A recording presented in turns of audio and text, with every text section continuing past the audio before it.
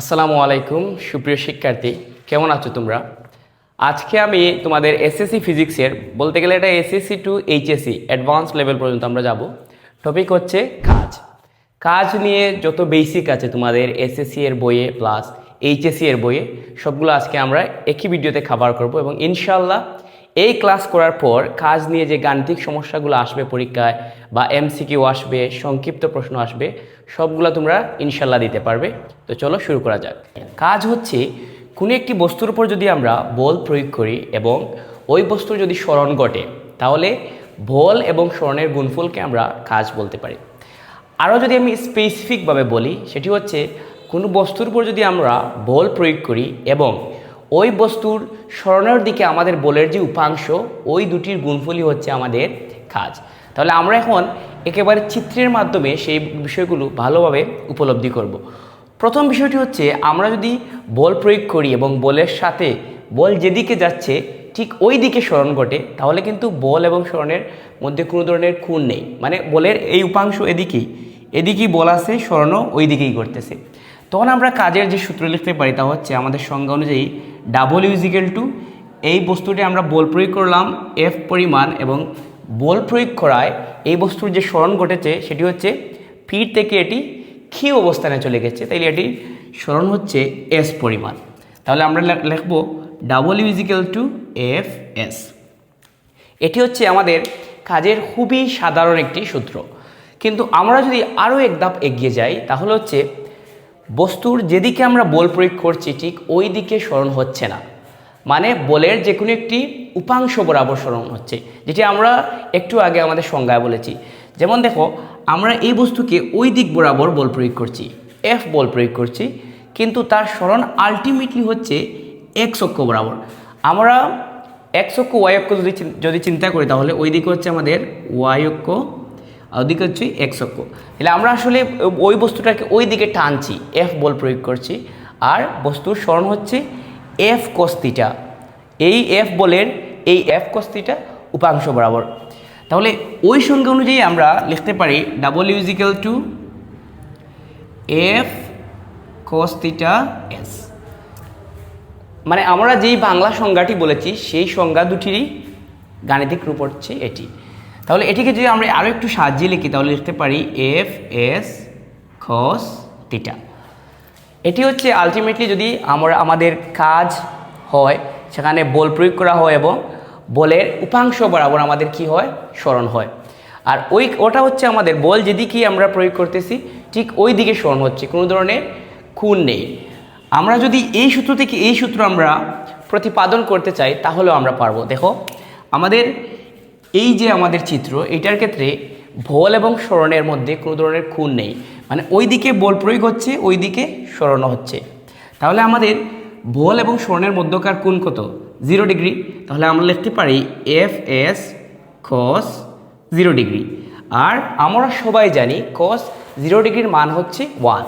That means আমরা লিখতে পারি এফ এস।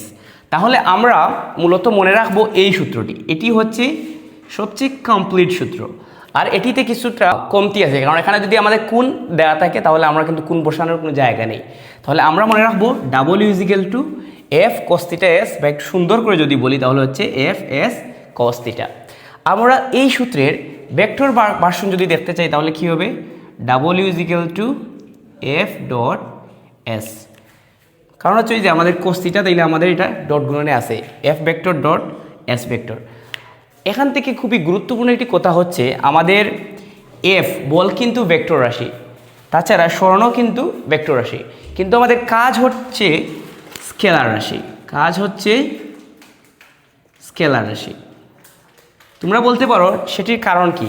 সবচেয়ে সহজে যদি আমরা বলতে চাই তাহলে হচ্ছে দুটি ভেক্টর রাশির ডট গুণনের যে ফলাফল হয় সেটি হয় একটি স্কেলার রাশি। সেজন্য আমাদের F এবং S দুটি ভেক্টর রাশি এবং তাদের ডট গুণনে আমরা পাচ্ছি কি কাজ, সেটি একটি স্কেলার রাশি। আমরা যদি এ পর্যায়ে কাজের মাত্রা এবং একক নিয়ে আলোচনা করি তাহলে কাজের নর্মাল যে একক সেটি হচ্ছে এফ এর একক হচ্ছে নিউটন আর এস এর একক হচ্ছে মিটার। সেখান থেকে আমরা বলতে পারি নিউটন মিটার। কিন্তু আমরা যদি অন্যভাবে বলতে চাই আসলে কাজ শক্তি এগুলা কিন্তু মোটামুটি একই ধরনের বিষয়, সেখান থেকে আমরা বলতে পারি কাজের একক হচ্ছে জুল। নিউটন মিটার এটি আমাদের যে ডিফল্ট নিয়মে চলে আসে, বল হচ্ছে নিউটন আর সরণ হচ্ছে মিটার, কিন্তু আমরা কাজের একক বলতে পারি কি জুল। তো এই দুইটি একক থেকে তোমরা যে কোনো একক রেখে দিলে চলবে। এবার যদি আমরা কাজের মাত্রায় আসি, কাজের মাত্রা কি, আমরা বল এবং সরণের মাত্রা থেকে হিসাব করে কিন্তু কাজের মাত্রাটা বের করতে পারি, সেটি তোমাদের প্রথম অধ্যায়ের আলোচনা। তাও আমি একটু দেখিয়ে দিচ্ছি, যেহেতু আমরা কাজ নিয়ে আজকে ডিটেইলড আলোচনা করব, সেজন্য এটি দেখিয়ে দিচ্ছি। বল ইজিক্যাল টু আমরা লিখতে পারি আবার কি এম এ এবং এস তো এসি। সেখান থেকে একে যদি আমরা আরও একটু ভেঙে দিই, মানে এত ত্বরণ সেটি হচ্ছে লব্ধ রাশি, আমরা যদি এটিকে একেবারে মৌলিক রাশিতে রূপান্তর করি তাহলে হচ্ছে del B by T S. এখান থেকে আমরা এম পেলাম, এটি একটি মৌলিক রাশি, টি একটি মৌলিক রাশি, এস একটি মৌলিক রাশি, ভি বেগ কিন্তু মৌলিক রাশি নয়। এই রাশিকে আমরা আরও ভাঙতে পারি। কিভাবে ভাঙতে পারি, এম বিকে আমরা লিখতে পারি এস বাই টি। তোমরা এই সূত্রগুলো সবাই জানো, এটি আমাদের গতি অধ্যায়ের সূত্র। এইগুলো আমি যা অ্যাপ্লাই করতেছি এগুলো হচ্ছে তোমাদের গতি অধ্যায়ের সূত্র। তো এখান থেকে আমরা কি লিখতে পারি, এম টি যদি উপরে চলে যায় তাহলে S T square into S, আবার ওই দুইটা এস যদি আমরা গুণাকারে লিখে ফেলি তাহলে কী হবে এস স্কোয়ার। সেখান থেকে এখন আমরা কাজের যে মাত্রা সেটি বের করতে পারবো খুবই সহজে। এম এম মানে হচ্ছে ভর, আর ভরের মাত্রা হচ্ছে ক্যাপিটাল এম।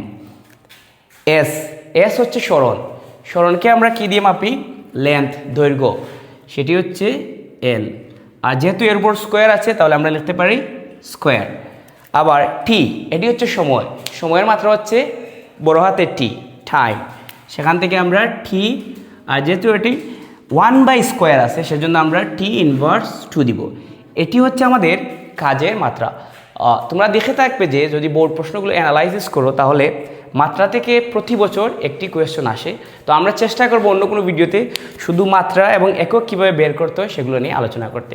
সুপ্রিয় শিক্ষার্থী, এ পর্যায়ে আমরা কাজ কত প্রকার, কয় ধরনের কাজ হতে পারে সেগুলো আমরা ফিজিক্সের সংজ্ঞা অনুযায়ী আলোচনা করি। কাজ হতে পারে 3 ধরনের। একটি হচ্ছে শূন্য কাজ, আরেকটি হচ্ছে ধনাত্মক কাজ, এবং 3 নাম্বার হচ্ছে ঋণাত্মক কাজ।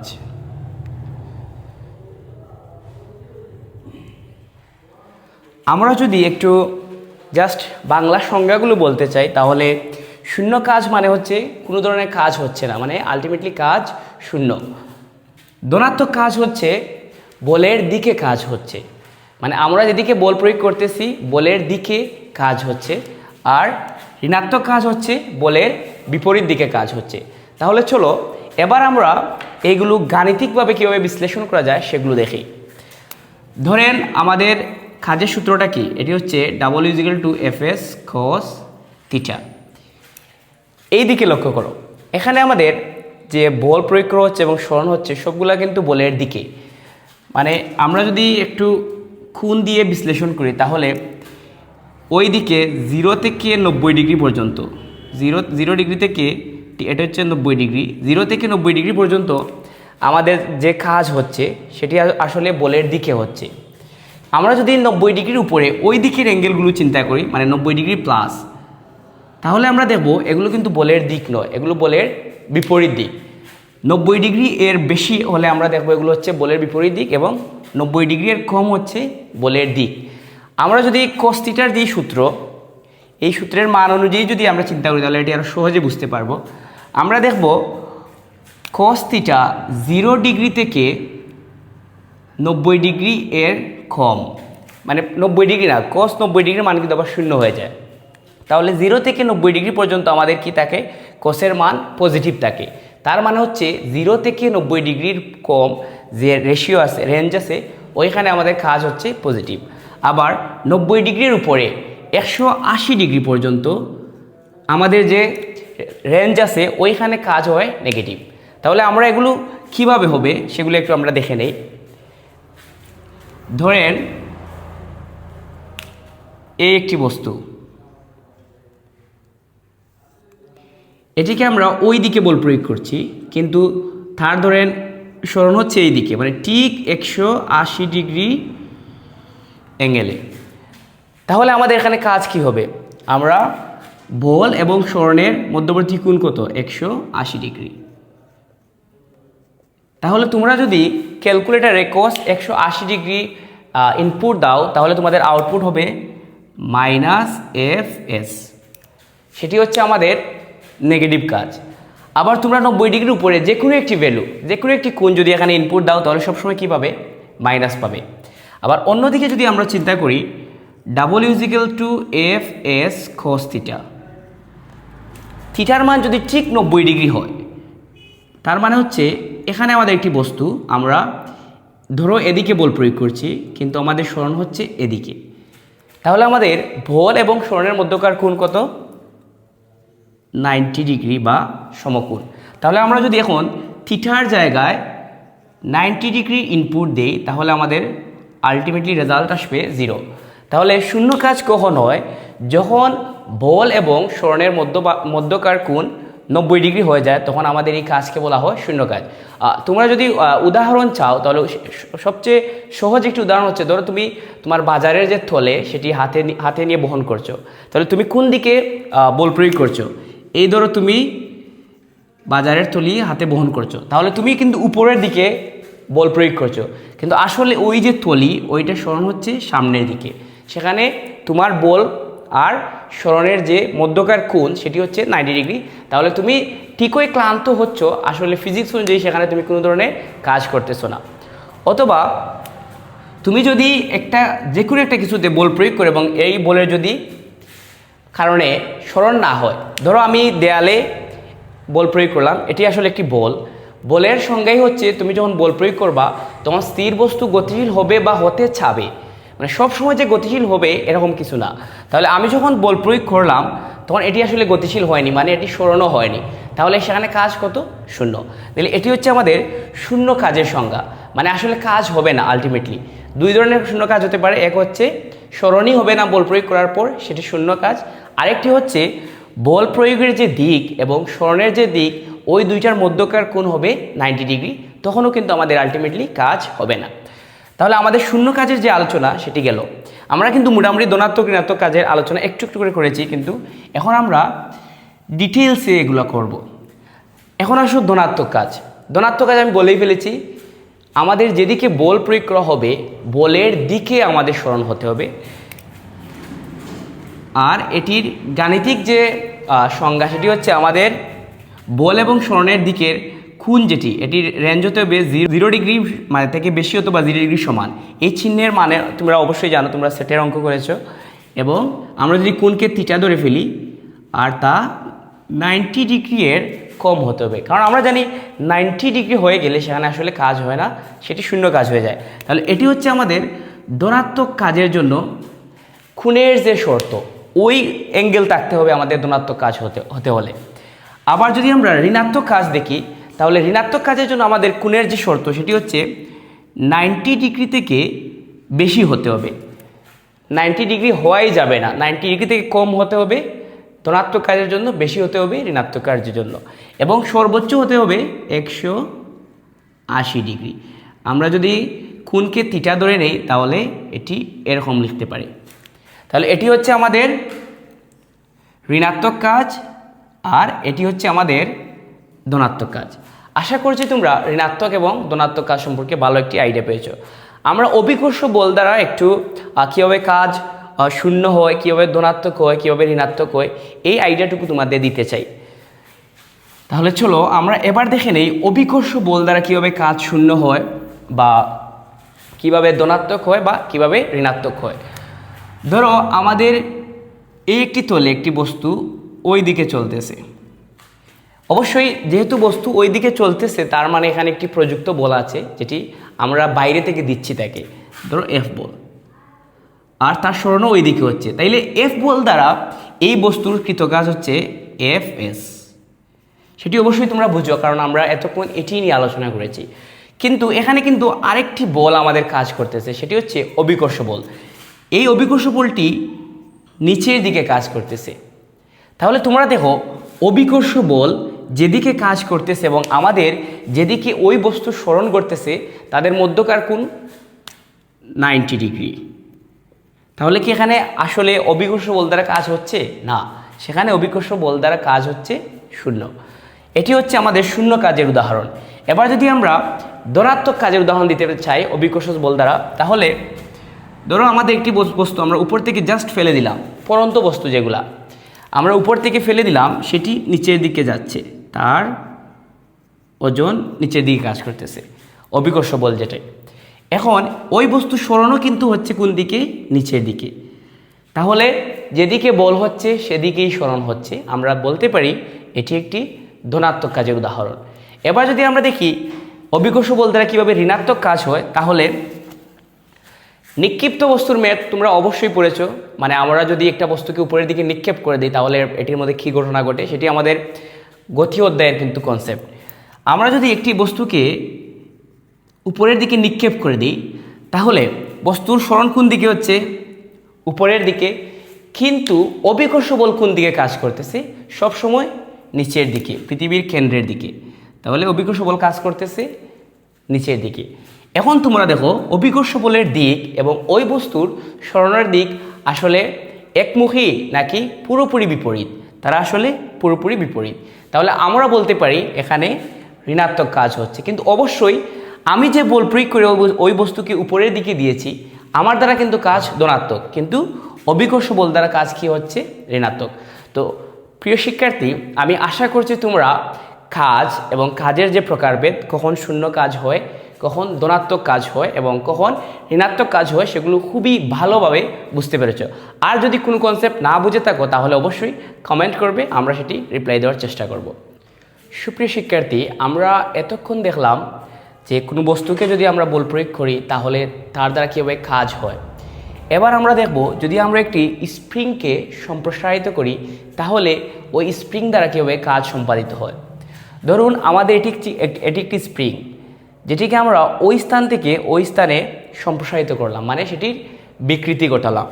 তাহলে এটি দ্বারা কীভাবে কাজ হবে? আমরা জানি স্প্রিংকে যখন আমরা বাইরে থেকে প্রযুক্ত বল দিয়ে সম্প্রসারিত করি তখন আসলে স্প্রিংটিকে যদি ছেড়ে দিই তাহলে সেটি আবার আগের জায়গায় চলে যায়।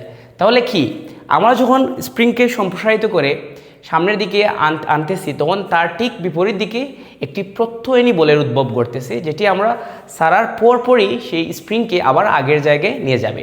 আমাদের যেই প্রত্যয়নী বল উদ্ভব হচ্ছে সেটির সাথে এই যে স্প্রিংয়ের সরণ সেটি যে পুরোপুরি বিপরীত দিকে, মানে 180 ডিগ্রি অ্যাঙ্গেলে আছে।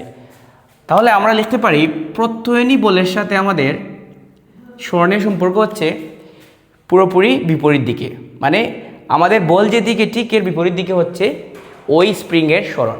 আবার যদি আমাদের যে বাইরের বল, আমরা যে বলটি প্রযুক্ত করছি এই স্প্রিংয়ের উপর, সেটি যদি আমরা লক্ষ্য করি তাহলে হচ্ছে পজিটিভ। আমরা ওই দিকে বল প্রয়োগ করছি, ঠিক ওই দিকে কী হচ্ছে? স্প্রিংয়ের সরণ হচ্ছে। কিন্তু প্রযুক্ত বল কোন দিকে কাজ করতেছে? ওই দিকে। সেটি আমরা কোন সময় উপলব্ধি করব?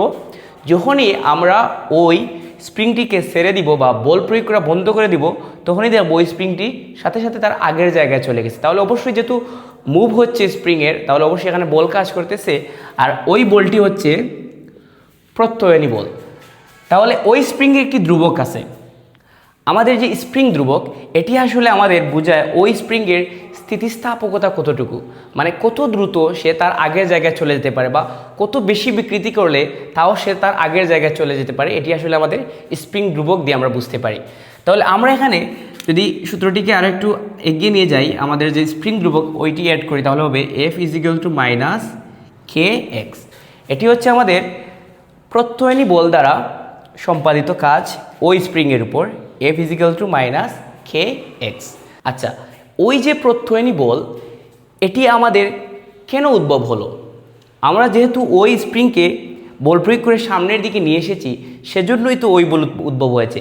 আমরা যতটুকু বল প্রয়োগ করে ওটা সামনের দিকে নিয়ে এসেছি ঠিক অতটুকুই বল প্রয়োগ করে ওই প্রত্যয়নী বল স্প্রিংটাকে তার আগের জায়গায় নিয়ে যাবে।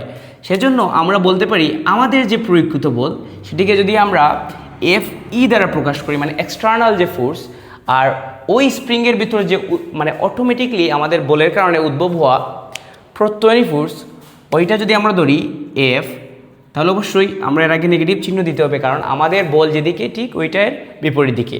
তাহলে আমরা লিখতে পারি আমাদের যে এক্সটার্নাল ফোর্স এবং স্প্রিংয়ের ভেতরে উদ্ভব হওয়া প্রত্যয়নী বল দুটি বিপরীত দিকে, বাট মানের দিক থেকে কিন্তু তারা সমান, কারণ আমি ওই বল যতটুকু প্রয়োগ করেছি ঠিক অতটুকু বলই সে রিলিজ করে তার আগের জায়গায় চলে যাবে। ওকে, তাহলে আমরা প্রত্যয়নী বলের মান যদি ওইখানে বসিয়ে দিই তাহলে কি হবে, এফ ই মাইনাস এবং ওইটার মান আবার হচ্ছে মাইনাস কে এক্স। তাহলে আমরা লিখতে পারি F E is equal two K x. এবার আমরা দেখব কিভাবে ওই বল দ্বারা ওই স্প্রিংয়ে কাজ সম্পাদিত হয়, সেটি সূত্র যেভাবে আসে। আমরা ধরে নেই এই স্প্রিংটি x1 অবস্থান থেকে আমরা x2 অবস্থায় নিয়ে এসেছি এবং যেটি বল প্রযুক্ত হয়েছে সেটি তো হচ্ছে কে এক্স। তাহলে সেটির কাজ লিখতে পারি আমরা ডাবল ইউজিক্যাল টু ইন্টিগ্রেশন x1 থেকে x2, মানে তার যে লিমিট x1 থেকে শুরু করে x2, লোয়ার লিমিট এবং আপার লিমিট। এবং সেটির কাজ হয়েছে, কাজ আমরা জানি বল এবং সরণের গুণফল। তাহলে আমরা বল এবং সরণের ডট গুণন করে দিলাম। ওকে, তাহলে এখন যদি আমরা একটু আগাই তাহলে এই দুটি ডট গুণন হবে আমাদের এফ ডিএক্স কস থিটা, যেটি এইচএসসি স্টুডেন্টরা সহজে বুঝতে পারবে। এসএসসির জন্য একটু অ্যাডভান্স হয়ে গেছে, যদিও সূত্র যেটি আমাদের আসবে এটি এসএসসিতেও কাজে লাগবে। তাহলে আমরা এখান থেকে লিখতে পারি এফ ডিএক্স কস থিটা। ওকে, এবার আমরা এফ ই এর মান কি কে এক্স ওইটা যদি বসাই তাহলে আমরা পাচ্ছি কে এক্স ডিএক্স কস থিটা। ওকে, এখানে আমরা কস থিটার মান কিন্তু 0 ডিগ্রি, সেজন্য আমরা থিটার জায়গায় 0 ডিগ্রি বসিয়ে দিতে পারি। তাহলে x1 থেকে x2 কে এক্স ডিএক্স কস 0 ডিগ্রির মান আমরা জানি 1, একটু আগে আমরা দেখে এসেছি, সেজন্য সেটি আমি আর দেখালাম না। এখানে কে হচ্ছে ধ্রুবক, তাই সেটি ইন্টিগ্রেট করা যাবে না, সেটিকে আমরা বাইরে নিয়ে আসব। এবং এক্স হচ্ছে এখানে চলক, সেটিকে আমরা ইন্টিগ্রেট করব। এবার আমরা এক্সকে যদি ইন্টিগ্রেশনের সূত্রে অ্যাপ্লাই করি তাহলে আমরা পাবো W is equal to X square by 2। সেটি কীভাবে হয়, যারা ইন্টিগ্রেশন চ্যাপ্টারটি পড়েছে এইচএসসিতে তারা সহজে এটি বুঝতে পারবে, আমরা এটি এখানে আর আলোচনা করছি না। তাহলে এটির আপার লিমিট হচ্ছে x2 এবং লোয়ার লিমিট হচ্ছে x1। তারপর আমরা ওই জায়গায় একবার আপার লিমিট বসাবো, একবার লোয়ার লিমিট বসাবো, তাহলে হয়ে যাবে আমাদের। তাইলে এক্সের জায়গায় আবার একবার x2 আপার লিমিট বসবে মাইনাস ওই জায়গায় আবার x1 বসবে, এবং এটি আমাদের আসলে ওই যে আমাদের কে সামনে আছে, এই আমাদের আসলে ওই যে স্প্রিং বল দ্বারা যে কৃতকাজ, স্প্রিংটিকে সম্প্রসারিত করার পর যে কৃতকাজ হয়েছে, যতটুকু কাজ হয়েছে সেটি। এটিকে যদি আমরা একটু সাজিয়ে লিখি তাহলে লিখতে পারি ওই দুইটার জায়গা থেকে হাফ যদি কমন নেই, হাফ কে, তাহলে লিখবো x2 square minus x1 square. এ পর্যায়ে আমরা যদি কয়েকটি বিশেষ অবস্থা চিন্তা করি স্প্রিংয়ের ক্ষেত্রে, সেটি হচ্ছে আমরা যদি x1 ইজিক্যাল টু 0 চিন্তা করি, মানে x1 মানে তো সেখানে স্প্রিংয়ের প্রাথমিক অবস্থা, সেটি যদি আমরা 0 চিন্তা করি এবং আমরা যতটুকু এক্সপান্ড করেছি x, এটি যদি আমরা x2 এর সমান ধরে নেই, আসলে সেটি x2 এরই সমান হবে, কারণ x1 হচ্ছে ওই স্প্রিংটি যখন তার আদি অবস্থায় ছিল তখন x1 ছিল, এবং ওইখান থেকে আমরা x পরিমাণ এক্সপান্ড করার পরে x2 অবস্থায় চলে এসেছে। তাহলে আমরা x2 ইজিক্যাল টু x লিখতে পারি। তাহলে আমরা ওই সূত্রটাকে আরও একটু আমরা এগিয়ে নিয়ে যেতে পারবো, সেটি হচ্ছে ডাব্লিউ ইজিক্যাল টু হাফ কে, এবং x1 যেহেতু তোমার হচ্ছে 0, কারণ এখানে আসলে আমাদের কোনো কিছু নেই, কারণ সেটি হচ্ছে আদি অবস্থা। তাহলে আমরা এটাকে 0 লিখতে পারি এবং আমরা লিখতে পারি হাফ কে এক্স স্কোয়ার, কারণ আমরা x2 জায়গায় x বসিয়েছি। এটি মূলত বিভব শক্তি, বিভব শক্তি, স্প্রিংয়ের বিভব শক্তি এটি। আর আমরা যদি ওইখানে সংকুচিত করি, মানে প্রসারিত করার বদলে আমরা যদি সংকুচিত করে ফেলি, তাহলে আমরা এর মানে হচ্ছে কি x1 গ্রেটার দেন x2, মানে স্প্রিংয়ের আদি যে অবস্থা আছে ওই অবস্থা থেকে আমরা যদি আরও সংকুচিত করে ফেলি, মানে x2 অবস্থানটা যদি আরও ছোটো হয়ে যায়, তাহলে আমরা লিখতে পারি W -12 kx², কারণ তখন আমাদের x2 নাই হয়ে যাবে, x1 সমান x হয়ে যাবে। তাহলে আশা করছি তোমরা এই সূত্রটি ভালো করে বুঝতে পেরেছো। তোমরা যারা এইচএসসিতে আছো তোমরা আমি কীভাবে এই যে ইন্টিগ্রেশন কীভাবে করেছি সেটি ভালো করে বুঝতে পেরেছো, কিন্তু যারা এসএসসিতে আছো তারা আসলে সেটি বুঝতে পারোনি, কিন্তু তোমাদের সেটি বোঝার দরকার নেই। তোমরা জাস্ট ওই সূত্রটি মনে রাখো, W kx², সেটি হচ্ছে স্প্রিং যদি সম্প্রসারিত হয় এবং স্প্রিং যদি সংকুচিত হয় তাহলে W -12 kx²। তো শিক্ষার্থী, আমরা এরই মধ্য দিয়ে তোমাদের কাজ নিয়ে যতটুকু বেসিক দরকার সবটুকু দিয়ে দিয়েছি। হয়তো এইচএসসির জন্য আরও একটু দেওয়া যেত, কিন্তু এসএসসির জন্য এটি আসলে মোর দেন ইনাফ, মানে যতটুকু দরকার তার থেকে অনেক বেশি হয়ে গেছে। যেহেতু ক্লাসটি হচ্ছে এসএসসি ডেডিকেটেড, তাই আমি আর বাড়াচ্ছি। কাজ নিয়ে কিন্তু চাইলে আমরা আরও আলোচনা করতে পারি। যেমন আমরা এই যেখানে বল যেটি নিয়েছি সেটি হচ্ছে আসলে ধ্রুব বল বা স্থির। আমরা যদি পরিবর্তনশীল বল নিয়ে চিন্তা করি তাহলে কিন্তু কাজের যে সূত্রটি অন্যভাবে চলে আসবে, এবং সেটি আসলে অনেকটি বড় আলোচনা যেটি এইচএসসিতে আছে। তাও আমি চেষ্টা করেছি এইচএসসির স্টুডেন্ট যারা এই ভিডিওটি দেখবে তারাও যাতে কিছুটা অ্যাডভান্স ধারণা পায় এই ক্লাস থেকে। কাজ নিয়ে আশা করি তোমাদের আর কোনো সমস্যা হবে না। যত গাণিতিক সমস্যা আছে সবগুলো তোমরা এখন ইজিলি নিজে বুঝে সলভ করে ফেলবে। অবশ্যই ভালো থাকবে এবং পরবর্তী ভিডিওর জন্য অপেক্ষা করবে। আর যদি কোনো স্পেশাল টপিকের উপর তোমরা ভিডিও চাও এসএসসি অথবা এইচএসসি, তাহলে অবশ্যই কমেন্টে বলে দিবে, আমি চেষ্টা করবো ভিডিও নিয়ে আসার জন্য। ভালো থাকো, আসসালামু আলাইকুম।